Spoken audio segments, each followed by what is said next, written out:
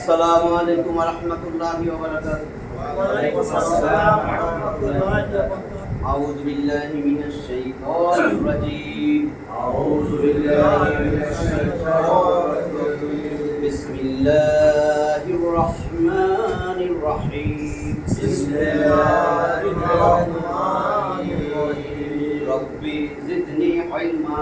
রব্বি জিদনি ইলমা। রব্বি জিদনি ইলমা। রব্বি জিদনি ইলমা। রব্বি জিদনি ইলমা। রব্বি জিদনি ইলমা। জিম না সা। রব্বি জিদনি ইলমা। রব্বি জিদনি ইলমা। আজকে আমরা তো কোরআন সালাত অনুধাবন কোর্স শুরু করছিলাম। একদম বারবার বলি যে আযান থেকে আযান শোনার পরে ওযু সম্বন্ধে বলছি, ওযুর ফজিলত বলছি, ওযুর সময় বিসমিল্লাহ বলে ওযু করা, এরপরে মসজিদে আসা, এইখানে ইকামতের অর্থ সহ সব বলছি। এরপরে আমরা তাকবীরে তাহরিমা, নামাজের ভিতরে বাইরে 13 ফরজ, এগুলো বলছি। এরপরে আল্লাহু আকবার বলে হাত বাঁধবো যা করার। তারপরে আমরা আসছিলাম সূরা ফাতিহার অর্থ সহ। এরপরে সূরা ফাতিহার পরে 10টা সূরা অর্থ সহ মুখস্থ থাকলে নামাজের মধ্যে মনটা বসবে, অর্থ চিন্তা করবে। তাহলে ওই 10টা সূরার মধ্যে আমরা প্রায় শেষের দিকে আসছি। আজকে আমরা শুরু করছিলাম 105 নম্বর সূরা থেকে। সূরা ফিল হয়েছে। 106 নম্বর সূরা ছিল সূরা কুরাইশ, 107 ছিল মাউন, 108 ছিল কাউসার, 109 শেষ করলাম সূরা কাফির, 110 ছিল আমাদের ওই যে সূরা নাসর, এই আজকে আমাদের সূরা মাসাদ অথবা সূরা লাহাব, যে নাম জানেন, 111 নম্বর সূরা, মনে হয় 11 নম্বর ক্লাস।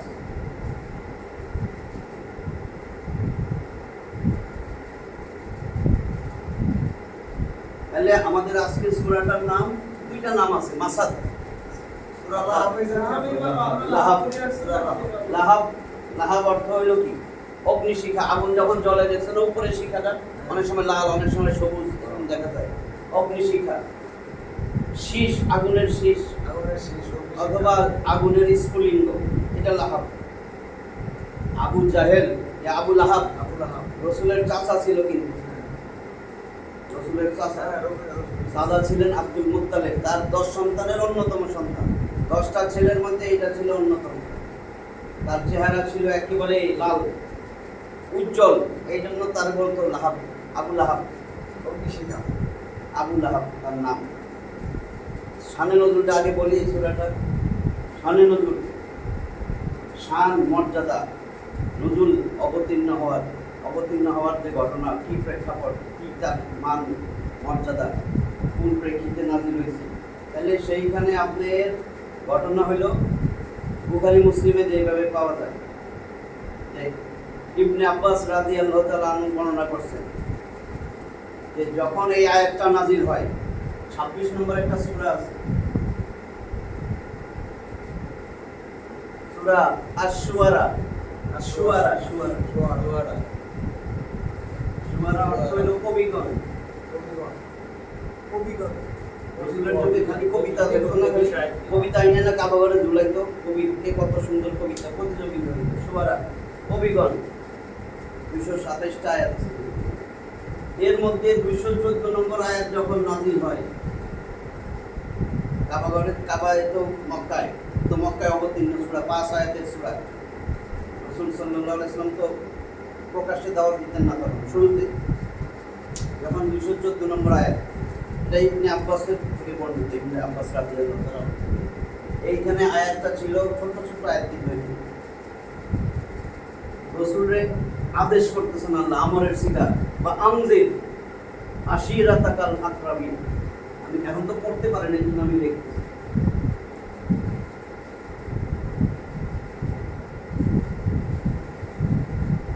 পড়তে পারতেছেন না? হ্যাঁ, বা আনজির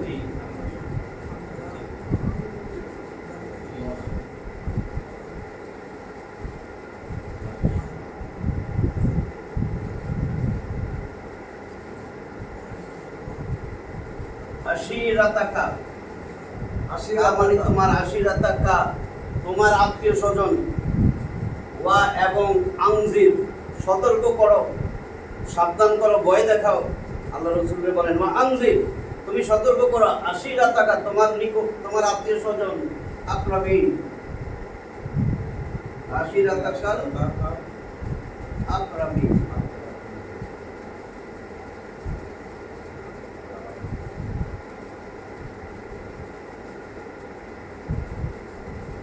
আকরাবিন করিব, করিব মানে নিকট, নিকটবর্তী, তোমার নিকটবর্তী আত্মীয় স্বজনকে সতর্ক করো, ভয় দেখাও, আমি আল্লাহর ভয় দেখাও।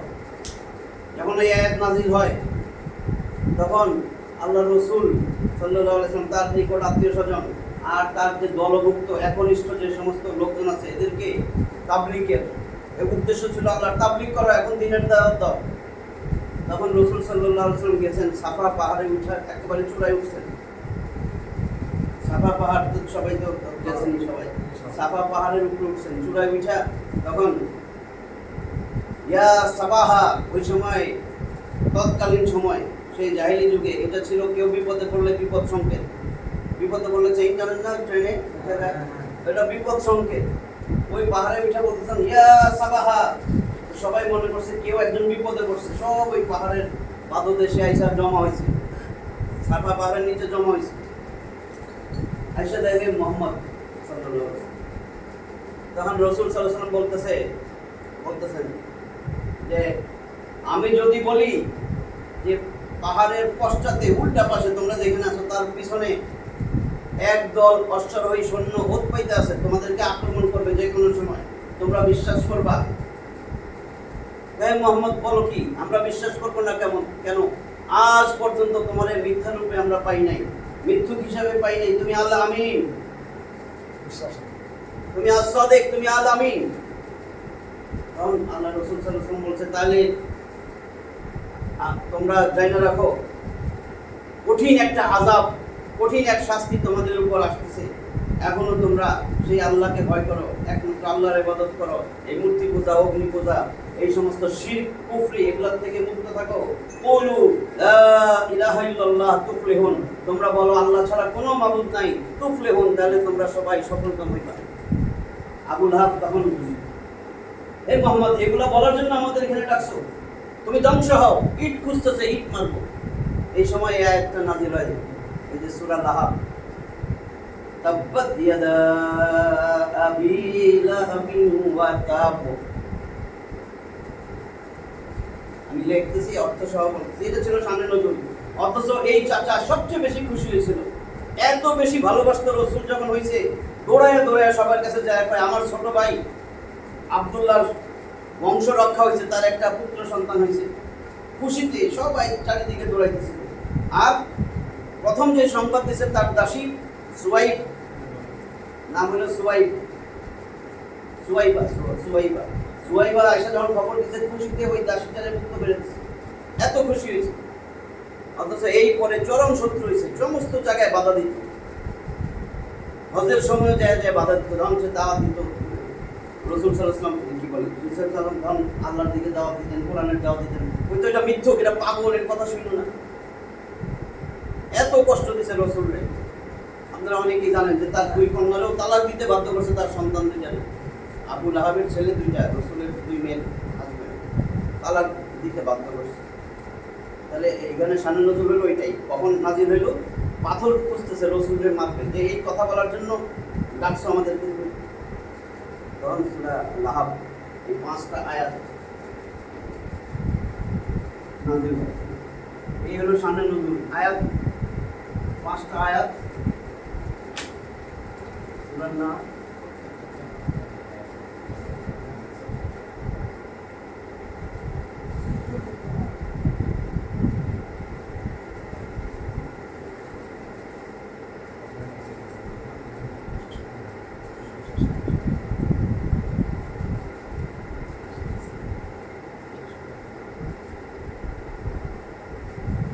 সূরাতুল মাসাদ।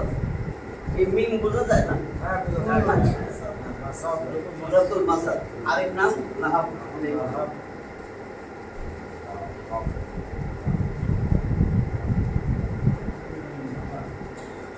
লাহাবুন লাহাব এই হলো আমার সূরা 1 নম্বর আয়াত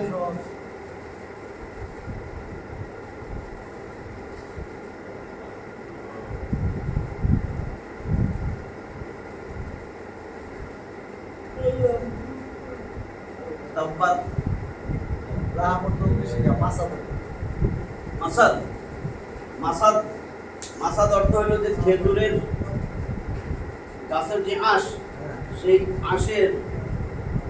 আঁশ পাকাইলে যেরকম হয় আঁশের পাকানো রশি আলাদা হাবলুন মানে রশি মাসাদ শব্দের অর্থ হইল পাকানো পাকানো পাকানো মানে যত পাকাইবেন পাটের আঁশ যত পাকান তত মজবুত হয় না মানে এত মজবুত একটা দড়িটা পরে আয়াতে আসবে হাবলুম মিম মাসাদ হাবলুন দড়িটা মিম মাসাদ মিম মানে হইতে ওই মিমটারে যে ধরছে মাসাদ লিখলে বুঝবে খেজুরের আঁশের পাকানো শক্ত মজবুত দড়ি মাসাদ মানে পাকানো তাব্বাত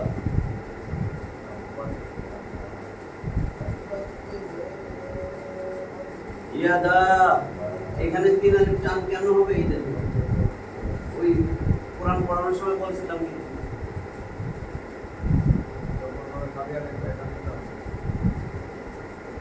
এই যে দেখেন মদের হরফ না জবরের পরে খালি আলিফ মদের হরফের পরে ভিন্ন আরেকটা শব্দ একই শব্দ না ইয়াদা শেষ ইয়াদা আসলে ছিল ইয়াদুন এক বচন ইয়াদুন মানে হাত এই যে ছিল হাতের আসল হলো ইয়াদুন হলো হাত এক বচন একটা হাত আমাদের তো দুইটা হাত দুই বচনে কি হয় আনে যোগ হয় আনে সবসময় দুই বচনে হাতা পরবর্তী আলিফ নুন যদি আমি এটা দুই বচন করি দুই হাত এই ইয়া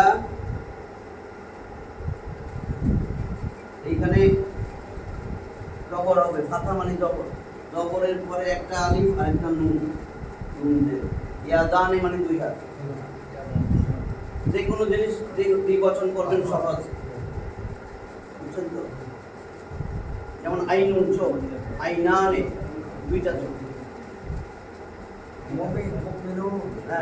মুমিনানে মুমিনুন বহুবচন ওয়াও নুন থাকলে বুঝবেন বহুবচন সাউন্ড দিয়েও বুঝবেন যদি সবাই না বুঝেন যখন শব্দ হবে আনে বা আনি এটা দ্বিবচন আইনে এটা আরেকটা শুধু আনেটাই মনে রাখেন আর উনা বহুবচন উনা বহুবচন উনা হিনা এটা বহুবচন তো সাউন্ড দিয়া দরকার নেই এখন এটা এই যুগ আসে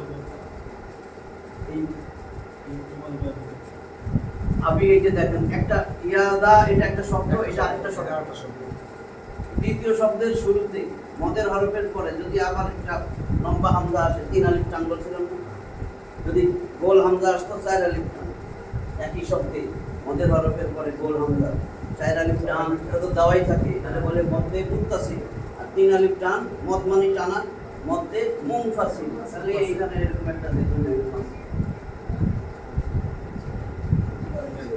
তাহলে তাব্বাত ইয়াদা আবি এখানে জেরের পরে যজমালা ইয়া আলিফ টান জেরের পরে এই যে জেরের পরে যজমালা ইয়া আলিফ টান মদের হরফ তাহলে তাব্বাত ইয়াদা আবি এরপরে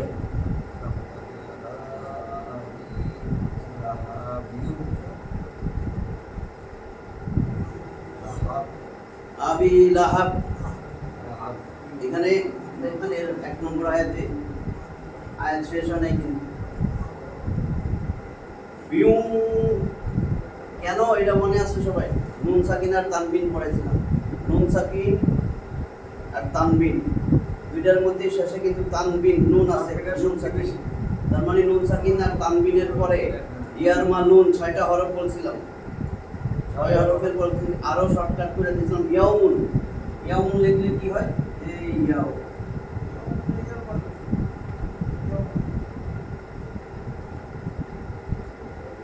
ইয়া ওয়াও মিম নুন এই চারটা যদি আপনার তানবিন বা নুন সাকিনের পরে আসে এটা হলো ইদগামে বা গুন্না ইদগাম মানে তাসদীদ দিয়ে মিলাবেন তাহলে নুন সাকিনের পরে ওয়াও আসছে আমি তাসদীদ দিয়ে মিলাম এবং এই চারটা আসলে গুন্না তাহলে যারা বিউম গুন্না গুন্না কি এক গালি বরাবর নাকের পাশের মধ্যে আওয়াজ করতে বলছে তাব্বাত ইয়াদা আবি লাহাবিন ওয়া তাব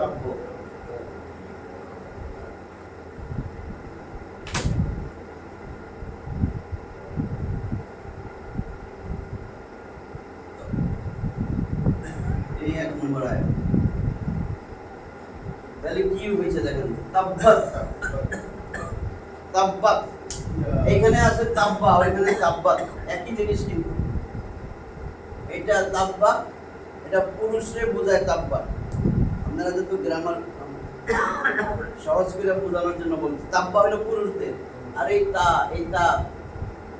তাব্বাত এটা হলো নারী জাতি কারণ কি ইয়াদুন হাত আমাদের শরীরে যত জোড়া জোড়া অঙ্গ আছে এগুলা নারীবাচক আমরা বাংলায় পড়ি 4টা লিঙ্গ ইংলিশে বলি 4টা লিঙ্গ তাই না পুংলিঙ্গ স্ত্রীলিঙ্গ উভয় লিঙ্গ ক্লিবলিঙ্গ ইংলিশও আছে এরকম masculine gender feminine gender neutral gender common gender মানে একই আরবি আরো সহজ আরবিতে জেন্ডার 2টা যাই বলবেন দুনিয়া যা আল্লাহ সৃষ্টি করে দিয়েছে কলম এটা পুরুষ মহিলা আছে মানে সব পুংলিঙ্গ কলম পুংলিঙ্গ যতক্ষণ পর্যন্ত নারী প্রমাণ না হয় ওগুলা যদি যারা গ্রামার শিখতে চান সহজ সহজ নিয়ম আছে তো করে এখন এই নারী এটা হলো আমরা বলি মনে রাখতে পারবেন না হয়তো ওয়াহিদ মুজাক্কার এটা তাব্বা ওয়াহিদ মুজাক্কার গায়েব বা ইংলিশে যেটাকে বলা হয় singular 3rd person singular number মেয়ে পুরুষবাচক আর এটা হলো নারীবাচক ওয়াহিদ মুয়ান্নাস গায়েব মানে এই তা যোগ হয়েছে তা দিয়া বোঝায় তাও তানিস বলে আমরা এটা মহিলাদের জন্য শেষে তা একটা থাকবে এটা মহিলাদের জন্য তাব্বাত মহিলা আর তাব পুরুষ ওই এইটুকু মনে রাখবে তাব্বাত এখানে হিয়া লুকানো আছে এটা তো আসলে ফেল বার ক্রিয়া তাব্বাত ধ্বংস হোক কি ধ্বংস হবে ইয়াদা তার 2 হাত আয়াত নাযিল করছেন তাব্বাত এটা অতীতকালের শব্দ তাব্বাত ধ্বংস তাহলে অতীতকাল হইলে ধ্বংস তার 2 হাত ধ্বংস হইয়া গেছিল এটা হওয়া উচিত ছিল কিন্তু যদি দেখেন ওই সেন্টেন্সের মধ্যে দোয়া বা বদোয়া এই হিসাবে আয়াতটা অর্থ আসে দোয়া বদোয়া দোয়া করতেছেন বা বদোয়া করতেছেন তাহলে সেটা অতীতকালের সেন্টেন্স হোক অতীতকালের শব্দ হইলেও এর অর্থ হবে বর্তমানকালের আমরা বলি মুদারি বর্তমানকালের অথবা ভবিষ্যতের অথবা চিরন্তন এটা চিরন্তন এখনো যদি দুনিয়ায় কিয়ামত পর্যন্ত একটা মুসলমান জীবিত থাকে কোরআন পড়ে এই যখন সূরা লাহাব পড়বে তখন সে কিন্তু আবু লাহাবের অভিশাপ দিবে বুঝছেন তো এবার কিয়ামত পর্যন্ত যদি একটাও কোরআন পড়নেওয়ালা থাকে তাহলে সে তো এটা পড়বে পড়লেই সে বদয়া দিবে তাব্বাত তাহলে চিরন্তন হইল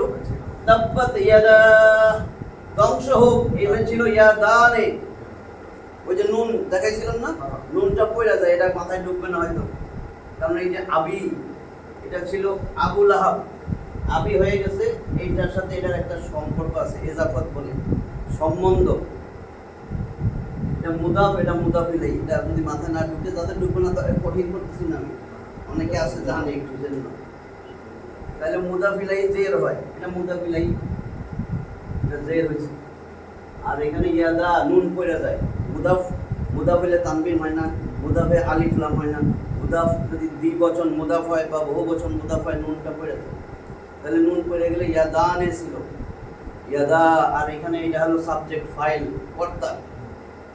কর্তায় সবসময় পেশ থাকে তাহলে এখানে পেশ নাই কেন হয় পেশ মানে দম্মা বলে আরেকটা বা মারফু অবস্থা বা রফা এটা কিন্তু রফা অবস্থায় আছে দ্বিবচনে যদি আনেটা হলো মারফু অবস্থা হয়তো ঢুকতেছে না তার জন্য সহজ অর্থ তাব্বাত ধ্বংস হোক তা কেন তা হইলো এটা ইয়াদা হাত 2টারে নারীবাচক বলে এই জন্য নারীবাচক এটা নারীবাচক দেখে এই তাটা আসছে এটা বলে নারী বুঝার জন্য চিহ্ন তাও তানিস তাব্বাত ইয়াদা ধ্বংস হোক তাব্বাত ইয়াদা আবি লাহাবিন আবু লাহাবের 2 হাত ধ্বংস হোক ওয়া এবং ওয়া ওই যে বারবার বলি ওয়া সংযোগ সাধনের জন্য এটারে কোঅর্ডিনেটিং কনজাংশন, হরফে আতফ, আতফ আতফ মানে সংযোগ সাধন, সংযোজন।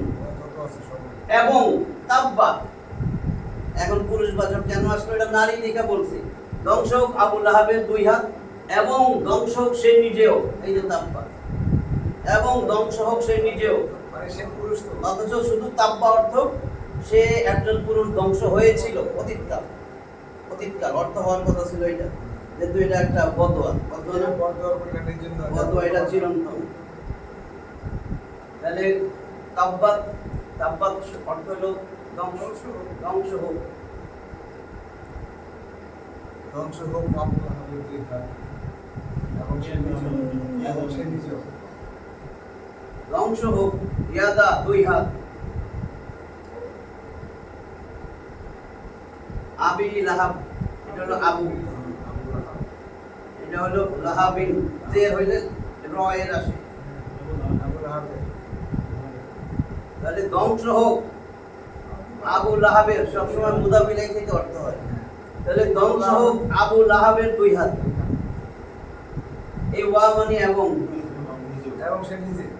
তাব্বা, তাব্বা সে একজন পুরুষ, মানে এখানে তো আবু লাহাবের কথা বলা হয়েছে। ওয়া আবু লাহাব, এবং আবু লাহাবের 2 হাত, এবং আবু লাহাব নিজে, এবং সে নিজেও।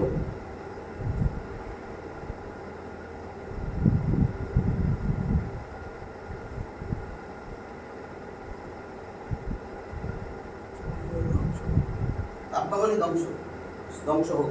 তাহলে ধ্বংস হোক আবু লাহাবের 2 হাত, এবং ধ্বংস হোক সে নিজেও। এটা কিন্তু আল্লাহ আয়াত নাযিল করে দিয়েছে, ধ্বংস তো হবেই, আল্লাহ কইতেছে ধ্বংস হবে না। আবি লাহাবিন ওয়া তাব। তারপরে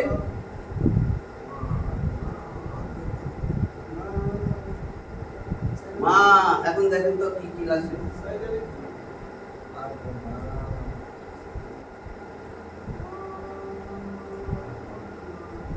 এই দেখেন জবরের পরে খালি আলিফ মদের হরফ, তারপরের শব্দ আগনা, এখানে আবার লম্বা হামজা, তাহলে কি হবে?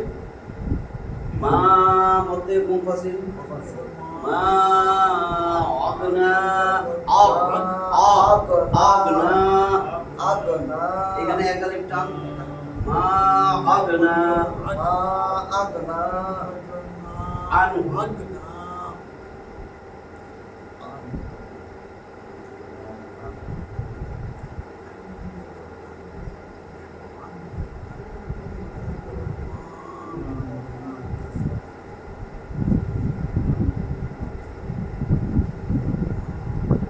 এই যে উল্টা পেশ কেন, এটা মনে আছে তো? মানে একটা শেষে যে হা বলছিলাম, আল্লাহ লিখতে যে হা, এটা আমরা বলি হায় জমি। কিছু মনে না থাক, শব্দের শেষে যদি হা থাকে, এই যে এরকম হা, সেই হায়ের ডাইনে জবর বা পেশ থাকলে এটা উল্টা পেশ হবে। এখন পেশ আছে না, পেশ আছে। তাহলে এটা উল্টা পেশ, এটা উল্টা পেশ মানে এক আলিফ টান। ঠিক আছে? তাহলে মালুহু, মালুন, মালুন মানে মাল, ধন সম্পদ, আর হু মানে তার, তার ধন সম্পদ।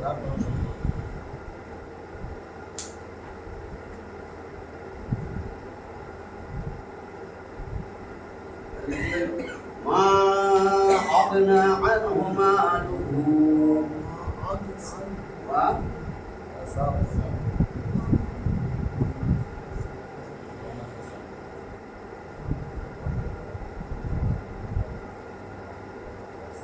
দুই নম্বর আছে। তাহলে মা আগনা, এখানে একটা কথা আছে,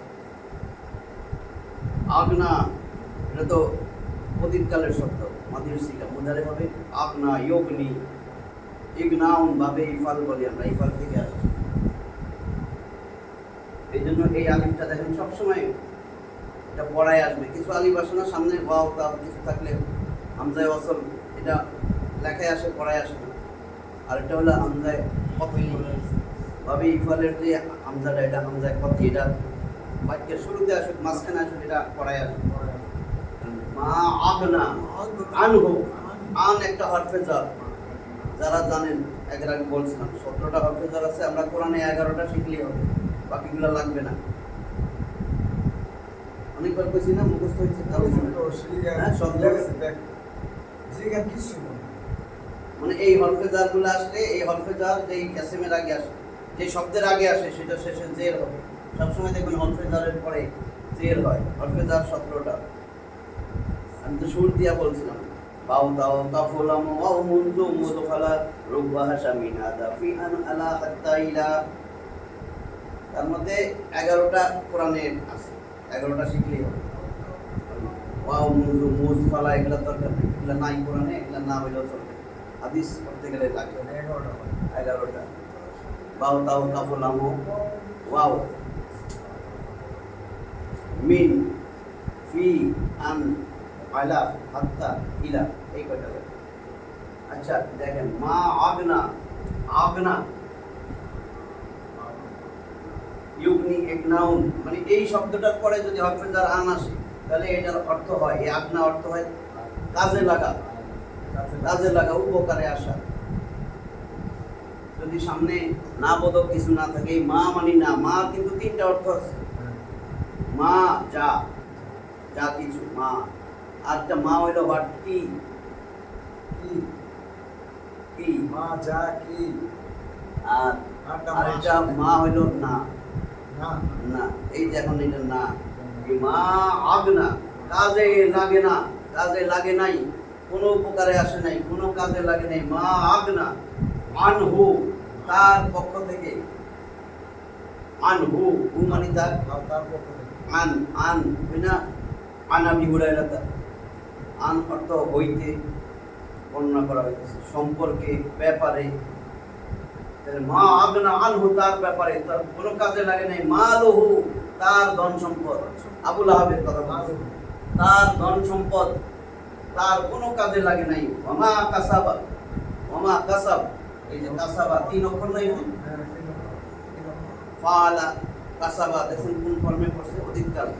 কাসাবা, সে একজন পুরুষ উপার্জন করেছিল, সে একজন পুরুষ অর্জন করেছিল, এটা হলো অর্থ অতীতকালের।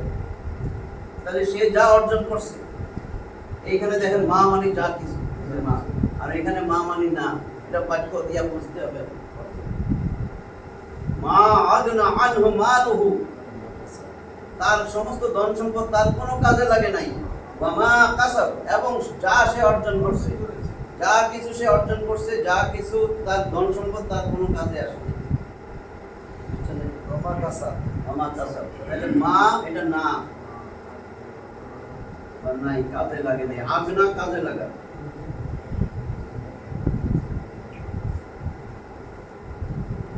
মা মানে না, কাজে লাগে। আনহু, আগনা, কাজে লাগে। কাজে লাগে। আর তার ব্যাপার মালহু, তার সম্পদ।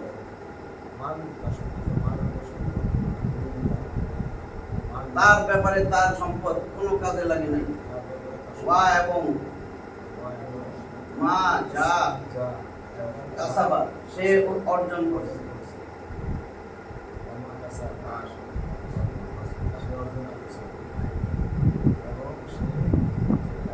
সে যা কিছু অর্জন করেছিল, সে যা কিছু অর্জন করেছিল এবং তার সম্পদ তার ব্যাপারে কোনো কাজে লাগে নাই, তার বিষয়ে তার ব্যাপারে কোনো কাজে আসে না।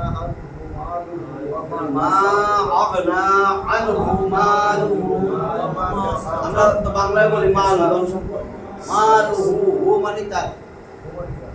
ওই যে এখানে গ্রামার বললে কঠিন লাগবে। মালুহু, মাল, মালুন ছিল শব্দটা। তাহলে দেখেন এখানে মালুহু, তার সম্পদ।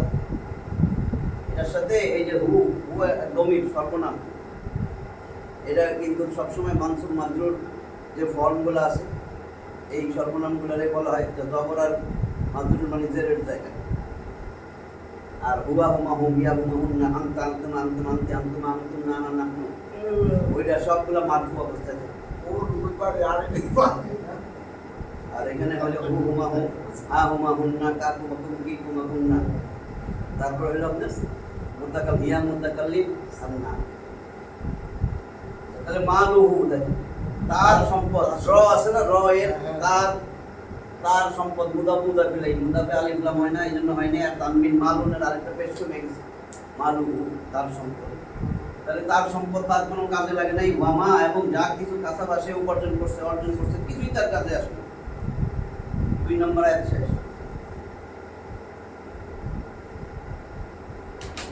3 নম্বর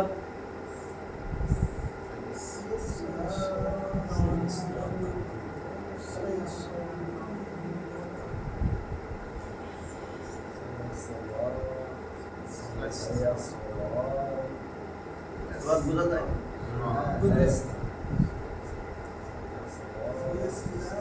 সায়াস কিন্তু সায়াসলা না মানে কি আগুন, জাহান্নাম।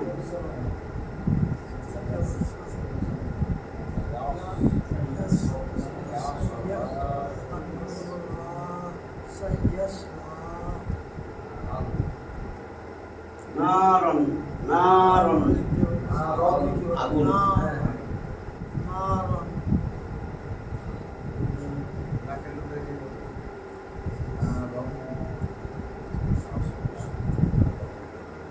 জাতা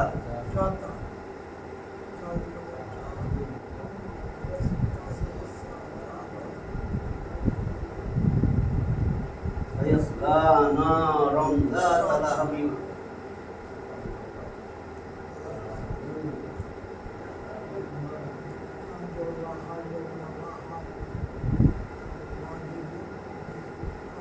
এই যে নাম বলছিলাম না, এখানে থামা যাবে না, আবার এই গোলটা থামা যাবে, মনে আছে? তাহলে দুইটাই করতে পারবে। সায়াসলা নারন জাতা লাহাবিন। তাহলে বিউ যদি বলেন ওয়াই তালতে দিয়া মিলাইয়া গুণনা কইরা পড়তে হবে। বিউ আমরা এই যে হামজায় ওয়াসল আসছে, হামজায় ওয়াসলে ওই হামজা ওয়াসল মানে যেই হামজা আলিফরে তো জের জবর পেশ যখন সাকিন দাল দিবেন তখন হামজা হয়ে যাবে। খালি থাকলে এটা আমরা বলি আলিফ। এখন দেখেন ইম, এখানে আগে দেখেন ইমরাতুন, আমরা পুরুষ মানুষরে বলি রাজুলুন। এই যে যদি আমি এটা দেখাই, রাজুলুন একজন পুরুষ লোক। যদি এর বিপরীত বলি একজন মেয়ে লোক, তাহলে সেটা হয়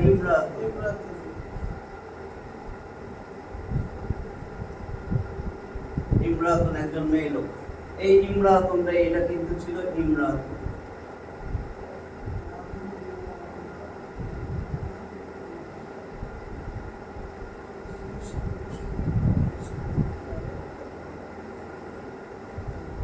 এই যে ইমরাতুন, এটা তো হামজা আসল, তার মানে এর আগে কোনো শব্দ আসলে এটা লেখায় আসে, পড়ায় আসে না।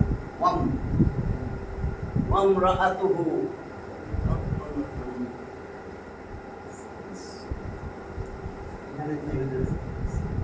সায়াসলা নারান যাতা লাহাবিন ওয়ামরাআতুহু। তখন আর তুহু না, তুহু বললে আবার মিলায়া পড়তে হবে, শেষে সাকিন দিয়া থামতে হয়। এখন দেখেন কি কি আছে এখানে। সা কোন শব্দের আগে, এখানে আমি শব্দ বলতে আপনাদের হয়তো মনে নাই, মাদির সিগা অতীতকাল আর বর্তমান কাল। এটা ইয়া দেখেন না, আর পাইনা বলছিলাম আলিফ তা ইয়া নুন, যদি কোনো ফেলের আগে থাকে, ফেল ক্রিয়া ইয়াসলা প্রবেশ করা, এটা একটা কাজ। সা যদি থাকে ওই শব্দের আগে, সা সাউফা, কাল্লা সাউফা তাআলামুন আছে না, কখনো নয়, অতি শীঘ্রই তোমরা জানতে পারবে। সেরকম আবার সাও আছে, সায়ালামুন, অচিরেই তোমরা জানতে পারবে। তাহলে সা মানে অচিরেই। যদি কোনো শব্দ থাকে ইয়া ফেলের আগে, ফেলে মুদারে বা বর্তমান কালের আগে যদি সা সাউফা যুক্ত থাকে, এটা দিয়া ভবিষ্যৎকালের কথা বোঝায়। ভবিষ্যৎ অচিরেই মানে অচিরেই আপনারা আমি জেলখানায় দিব, মানে ভবিষ্যৎ, কিন্তু খুব দ্রুত, দেরিতে না, শীঘ্রই। সা ইয়াসলা আসছে সলিয়া থেকে,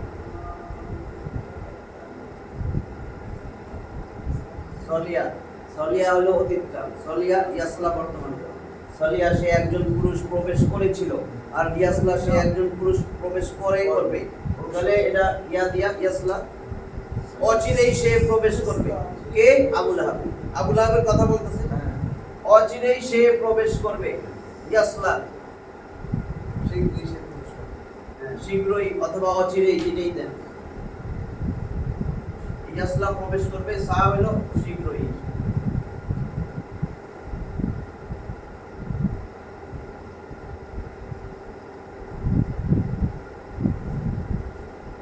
ঠিক আছে, শীঘ্রই ইয়াসলা সে প্রবেশ করবে।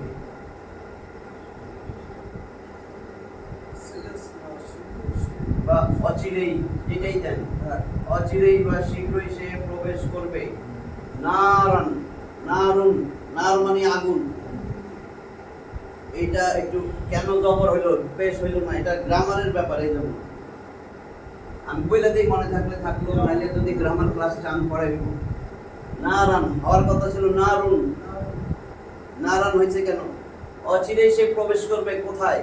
কোথায় প্রবেশ করবে? যদি উত্তর পাওয়া যায় সেটা হলো মাফুলে বিহি, মাফুলে ফিহি। ফিহি ওর মধ্যে। কোথায় প্রবেশ করবে? নারে, জাহান্নাম বা আগুনে প্রবেশ করবে, আগুনে।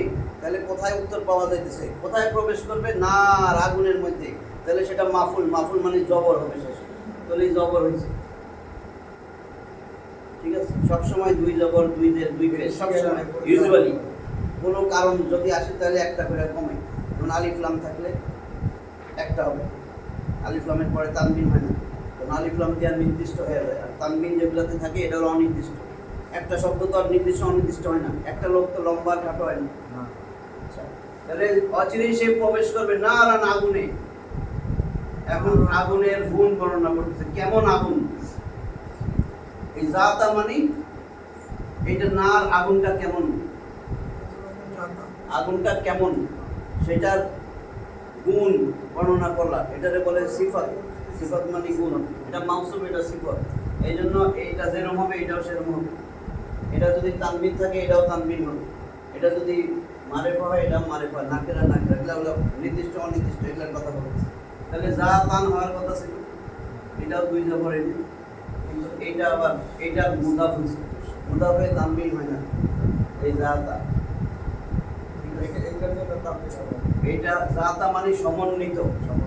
কি সমন্বিত? লাহাবিন, লাহাব, মুদাফিলাই লাহাব। লাহাব মানে ওই যে বলছে অগ্নিশিখা, শিখা সংবলিত আগুন।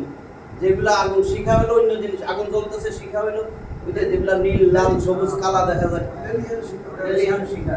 তাহলে শিখা, লাহাব মানে শিখা, অগ্নিশিখা, শিখা সমন্বিত, শিখা সম্বন্ধিত আগুন।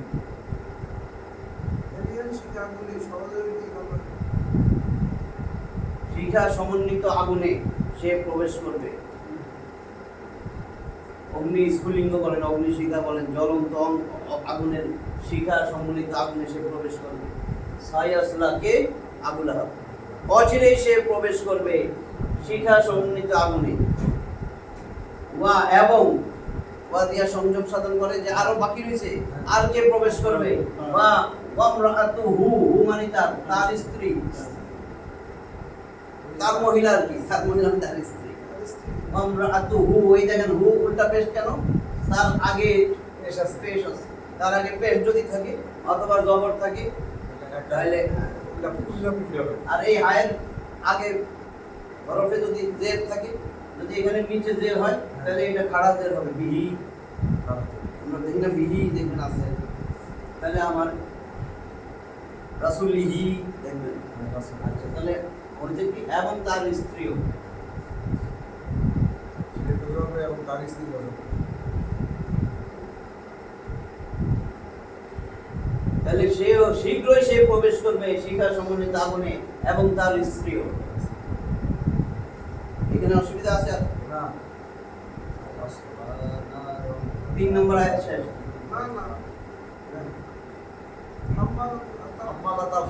না, এখানে আমি কইতেছি একটু থামলে আয়াত শেষ নেই।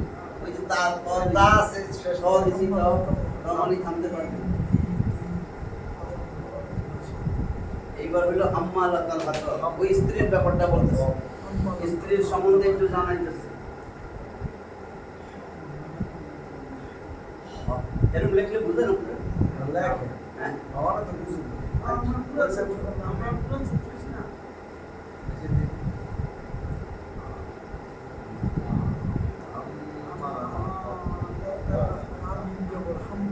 হাম্মা এক আলিফ টান কিন্তু জবরের পরে, হাম্মা এবার এটা কিন্তু আলিফ না, এটা লাম। আলিফ বামে কোনো হরফের সাথে মিলবে না, ডাইনে মিলবে। তাহলে হাম্মালাতা,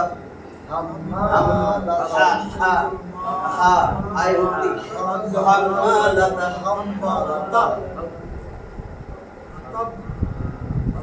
হাম্মালাতাল, এই যে সাকিন, হাতাব,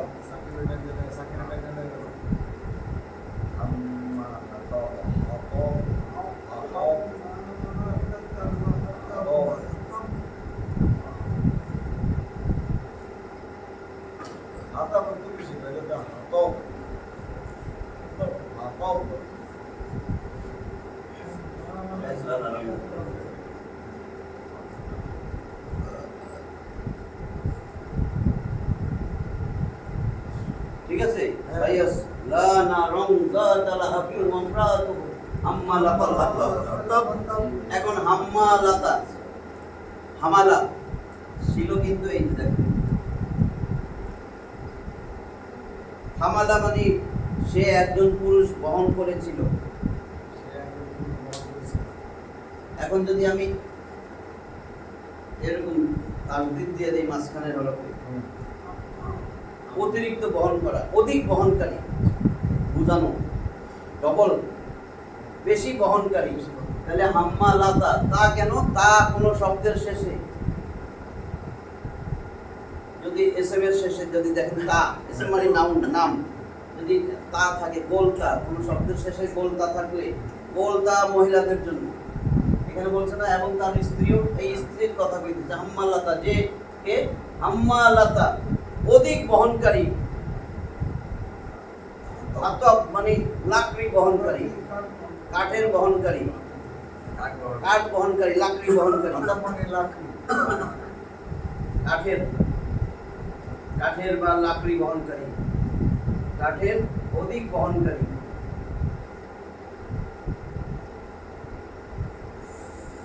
বহনকারী নি, মহিলা তো।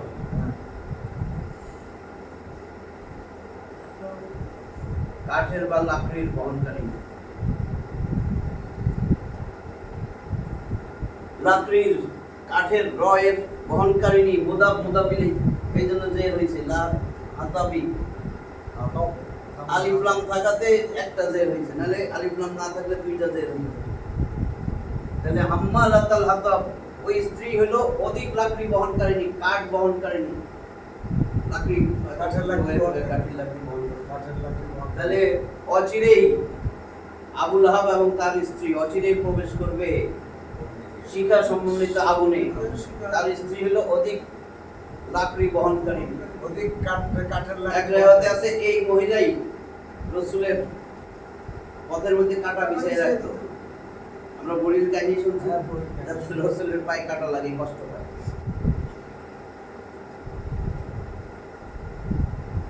এবার আসেন, এই ওই মহিলার কথাই কিন্তু চলতেছে, এই আরেক লাস্ট আয়াতেও তার কথাই,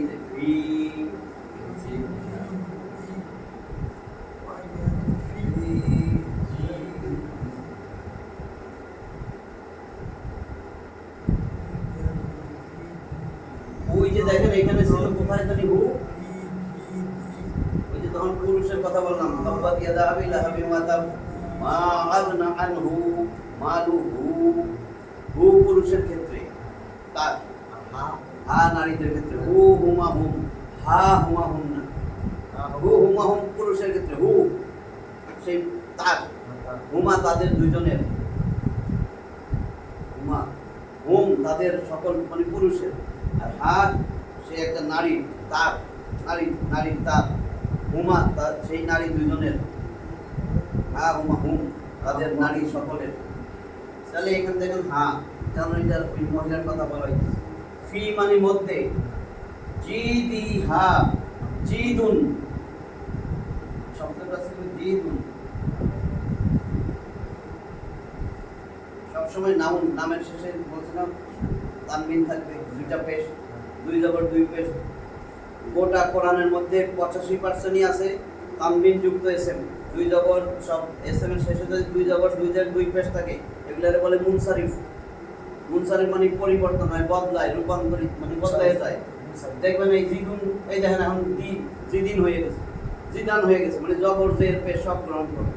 তাহলে জিদুন মানে গলা, ভাত, গলা।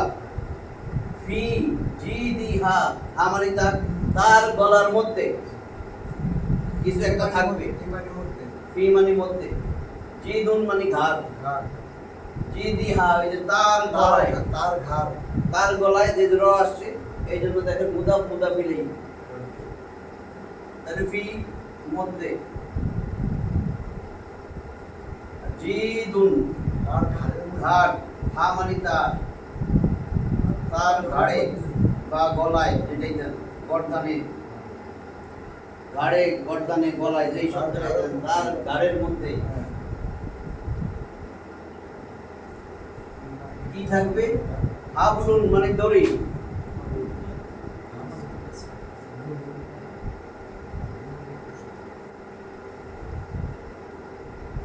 হাবলুন মানে দড়ি, তার গলায় থাকবে দড়ি।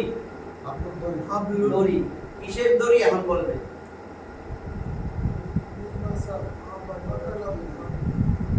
হাবলুন, এই হাবলুনটা আমি আবার এখানে নিয়ে আসছি।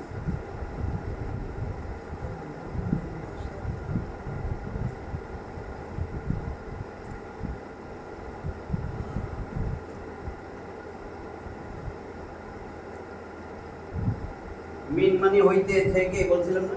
তাহলে এখন দেখেন তানবিনের পরে মিম, ওই যে চারটা ইয়াউম, তাহলে তাসদীদ দিয়েই মিলাইতে হবে, গুণ না কইরা। তাহলে তাসদীদ দিব আবলুম, আবার মিম, মিম নুন সাকিনের পরে যদি মিম আসে, হ্যাঁ, নুন সাকিনের পরে আবার তাসদীদ দিয়া মিলাবেন।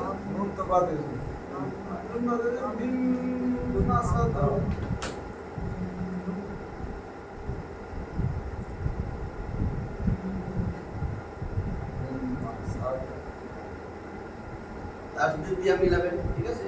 নুন সাকিনের পরে মিম আসছে, ওয়াও আসুক, মিম আসুক, ইয়া আসুক, নুন আসুক, তাসদীদ দিয়া চারটা মিলাই দেবে। মিম মিম মাসাদ,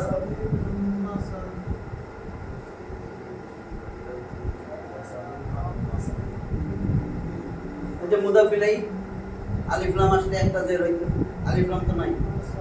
তাহলে কি হলো? ফি জিদিহা, তার গলার মধ্যে থাকবে হাবলুন দড়ি, মিন মিন মাসাদ, কি দিয়া? কোনটা হইতে এই দড়িটা তৈরি করা হবে? মিন হইতে, মাসাদিন পাকানো দড়ি। কি? খেজুরের আঁশের পাকানো দড়ি।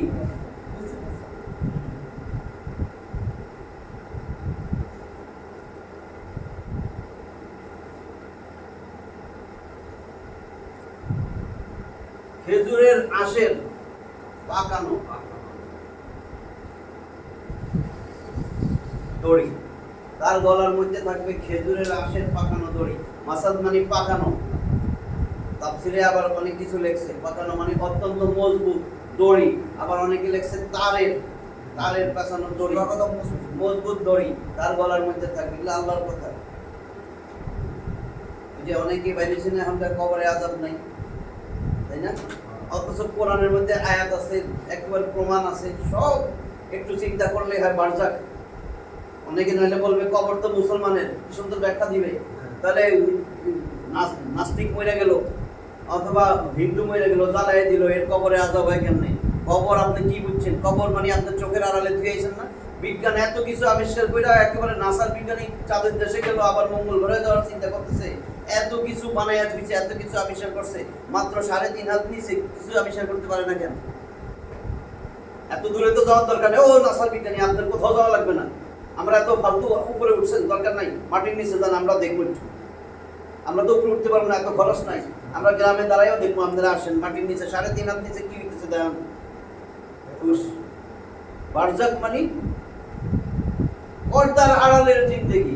আপনারা জ্বালায় দেখ, আপনি পুইরা যান, বিমানে বসে হয়ে যান, আপনার এটাই হলো বারজাক। আপনারা পাই নাই কেউ, বাস আপনি নাই চোখের আড়ালে। ওই সময় আল্লাহ আপনারে ঘুষি হয়ে যান, আল্লাহ কইব না এই উঠ। যদি ঈসা আলাইহিস ইসলামই 4000 বছর আগের কবরে হয়ে যায়, কম বিইজনিল্লাহ আল্লাহর হুকুমে তুমি দাঁড়ায় যাও আর উঠা যায়, তাহলে আল্লাহ পারে না নাকি? সব পারে। মানে কি কবরের আযাব তো স্পষ্ট। আয়াতটা দেখেন, ওই কি জানি সূরা গাফির 40 নম্বর সূরা গাফির, আরেক নাম সূরা মুমিন, এর 46 নম্বর আয়াত খুলে দেখেন। আল্লাহ নিজে বলতেছে ফেরাউন আবার তার দলবল প্রতিদিন সকাল সন্ধ্যা এদেরকে আগুনের মধ্যে তাদের আগুন আযাব সব দেখানো হয়, আগুনের মধ্যে প্রজ্বলিত করা হয়।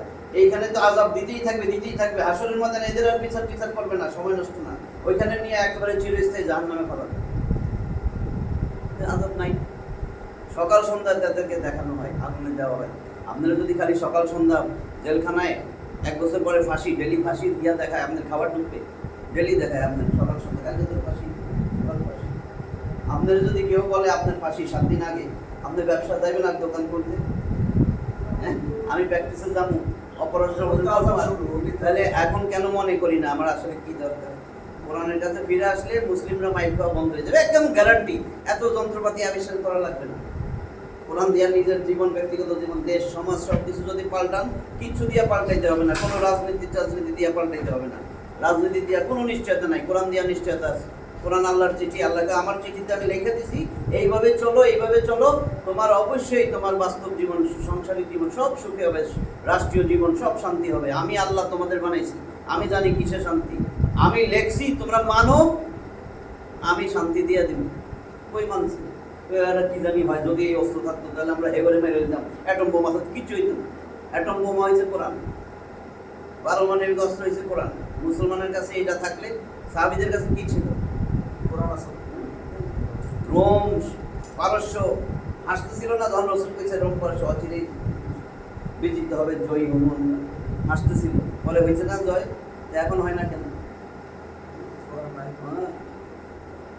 নিজের কাজের লোকটারে উঠে রাইখা রশিদেরা ওমর রাদিয়াল্লাহু আনহু আইটা যাইতেছে, একবার নিজে উঠে একবার ওরে উঠায়।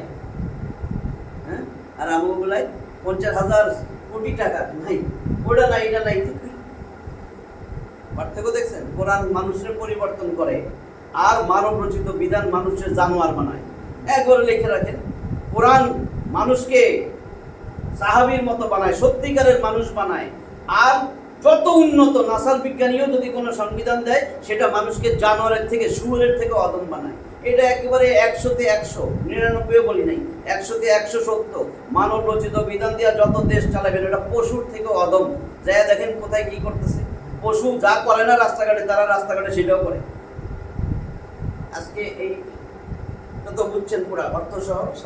আমরা এগুলি অর্থ সহ চিন্তা করবো, সালাতে দাঁড়ায়, তাহলে সালাত তো মনোযোগী হবেই।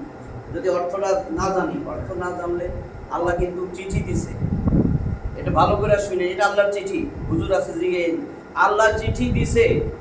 আপনি আপনার জীবন, ছেলে মেয়ে, বাকি জীবন, আখেরাত যে আছে সব এটার মধ্যে লেখা আছে, এর বাইরে কিছু না। আল্লাহর চিঠির মধ্যে আল্লাহ কমা দাঁড়িয়ে দিয়া, ফুল স্টপ দিয়া শেষ করছে যেইটুকু, এই চিঠিটা তো আপনার জানার দরকার অর্থ সহ। যদি এই চিঠিটাই না জানেন, আল্লাহর কাছে কি জবাব দিবেন? আল্লাহ যে বলবে আমি যে তোমার চিঠি দিয়েছিলাম, তুমি তো সেটা অর্থ সহ পড়ো নাই। এখন বাংলায় তর্জমা আছে, তফসির আছে, সব জায়গায় সুযোগ সুবিধা আছে, মোবাইলে এত কিছু খবর টবর, দেশের কিচ্ছু লাগবে না। আমি তো কই কিচ্ছু খবর লাগবে না, আমি বাদ দিয়ে দিচ্ছি। যদি আপনি একটু অন্তত আল্লাহ কি কইছে চিঠিটা, আপনার আফসোস নাই যে আল্লাহর চিঠিটা একটু পড়ি, আল্লাহ কি কইছে, আমারে কি করতে বলছে, তাহলে তো নিজের ভিতরে একটা অনুশোচনা আসবে যে মরতে তো হবেই, কেউ বাঁচবে না, সব মইরা যাবে, অন্ধকার কবরে কিচ্ছু যাবে না, কোনো ধন সম্পদ যা রাইখা যাবেন সেটাও যাবে না। তখন কিন্তু মনে হবে হায় হায়, শেষ সময় যদি আর কিছু না করতাম, আল্লাহ তোমার ভালোই রাখছিল, যদি আল্লাহর প্রতি সময় দিতাম, কোরআনটা বোঝার চেষ্টা করতাম, আল্লাহ কি বলছে নিজে জানতাম, আল্লাহর চিঠিটা নিজে পড়তাম, অনুধাবন করতাম। হায় সময় তো শেষ, একটা ছেলে মেয়েরও মাদ্রাসায় পড়ায়নি, একটা ছেলে মেয়েরও কোরআন শিখাই নেই, ইংলিশ মিডিয়াম ওই মিডিয়াম, কত কষ্ট করছি, ছুটে গেছি, কোন কলেজ ভালো, পাড়ার প্রতিবেশীরে জিজ্ঞেছি, মেয়ে মেট্রিক পাস করছে, কোন কলেজটা ভালো, এইবার কোনটা ভালো, মেডিকেল করবো না ইঞ্জিনিয়ারিং করবো না, ওইটা করবো নাকি আমেরিকা পাঠাই দেবো। একটাই মেয়ে ছিল, ছেলে তো দেয়নি আল্লাহ, মেয়েটারও দূরে থুয়ে আইছি। মানে কি স্বাদের স্বাদ, আমেরিকা, ইংল্যান্ড, ওই অস্ট্রেলিয়া, কানাডা, কি স্বাদ, একটা মাইয়া যা জামাই সব বিদেশ, মানে নিজে খুচরা থাকবো, একলা পঙ্গু হইয়া নিজে থাকবো, তাও ভালো আমার মাইয়া তো বিদেশে আছে। মানে কি জীবন এটা, বইটা তো যাবোই। তাহলে কেন আমি বিদেশ পাঠালাম পোলা পাই? কেন, কি করতেছে সেখানে? ল্যাংটা চলুকের যা মনে চাচ্ছে, স্মার্ট হয়েছে। ও যত স্মার্ট হয়েছে আমার মেয়ে, ততই তো ওর কাপড় শর্ট হয়েছে। মানে আমি কিছু বুঝি না। আবার গল্প করে মসজিদেও গল্প করে, আপনার ছেলে মেয়ে একচুয়ালো বিদেশ পাঠান নাই। আরে জানোয়ার বানাইতাম আমি জানোয়ার বানাইতাম। আমার তো মানুষ বানায় কবরে যাতে আমি একটা নেক সন্তান রেখে যেতে পারি। হ্যাঁ, যদি নেক সন্তান না রেখে যেতে পারি, তাহলে আমারে না পাইলেও অন্তত আমার মতন কিছু বানাই আমার মাথা দুইটা মুড়বে ছেলে। যদি আমি ছেলে মেয়ে মানুষ না বানাই, কি হবে জানেন ভবিষ্যতে? আমারে না পাইলেও আমার মাথার উপরে ওইটা বেঁধে। নমুনা কিন্তু ইতিহাস সাক্ষী দেয়। ইতিহাস দেখেন নাই কিছু? আখিরু দাওয়ানা আলহামদুলিল্লাহ রাব্বিল আলামিন। নেক্সট সন্তান রাইখে গেলে বাপের মাথা দুটো